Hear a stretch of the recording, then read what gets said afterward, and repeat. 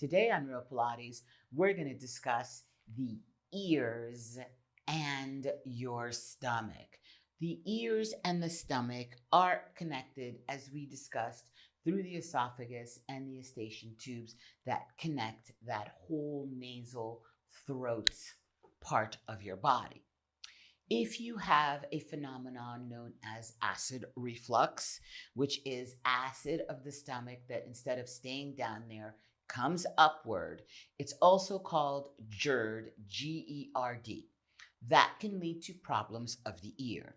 20% of Americans are estimated to suffer from some kind of acid reflux or GERD. Sometimes you have it and you don't even realize you have it. Other times, you really know you have it. You get that upper chest pain, you get that heartburn pain, you may have that constant cough, that you may not realize that constant little cough is really acid that is coming up. You can have a sore throat. You can even have the gums in your mouth start to recede from constantly having that stomach acid, which is very strong. So why is that coming up?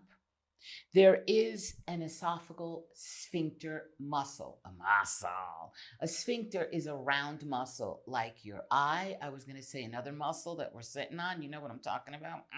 When you go to the toilet, right? Those are sphincter muscles. When you have a weak lower esophageal sphincter, known as LES, L-E-S syndrome, right? It's that little ring. It doesn't close properly all the way, and that acid can back up. There are things we can do to strengthen that muscle. You knew you could count on me. If it's a muscle, we can tone it for sure. But there are some things that can cause it. So a hiatal hernia, which is the top part of the muscle of the stomach that bulges out, drinking too many carbonated drinks. If you eat a giant meal and you lay down right after, that can ease that sphincter from not closing. Smoking, because smoking tightens the diaphragm and it weakens that muscle. Stressing that diaphragm, you're going to see, is not a good thing. Obesity, but not for the reason that you think. Yes, the increased abdominal fat puts pressure on that sphincter, but when you have additional body fat, that changes your hormonal level, and that hormonal level can make all the muscles in the body softer. So that leads to the next one that can give you acid reflux, and that's pregnancy. Thank God pregnancy is usually temporary from the extra pressure and from the additional hormones that are raging in the body when you're having that baby in you, and that can lead to that softening, because as you're pregnant in the last trimester, your body releases a hormone to help you have that baby. And that softening of all the muscles is what also softens that little sphincter muscle. So there are tricks that we can learn. There are exercises that we can do, and we're going to do that in our next class. But there's a little quick home remedy that I'm going to tell you right now, and it's called mastic gum.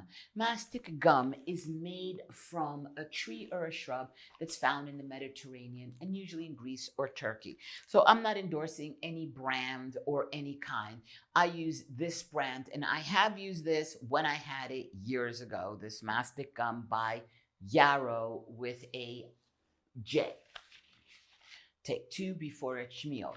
The resin does something to the cellular and the duodenal, I can't say that word, cells and tissues of the stomach. And it helps regulate that stomach acid. It's something that's inert. It's what chewing gum is made out of. Mastic gum is what all chewing gum used to be made of. You can order the teardrops, which when you get them and they're fresh, they're soft, and you can just chew them, chew them, chew them. You can swallow them if you like. If you don't like them, you can spit them out. They're super, super good when you chew them for the nose. I have them. I chew them all the time. They're excellent for the whole health of the digestive system. Next class, I'm going to give you exercises for that pesky LES, little soft sphincter muscle. Yeah, this is Pilates Master Nikki, and I'll see you soon.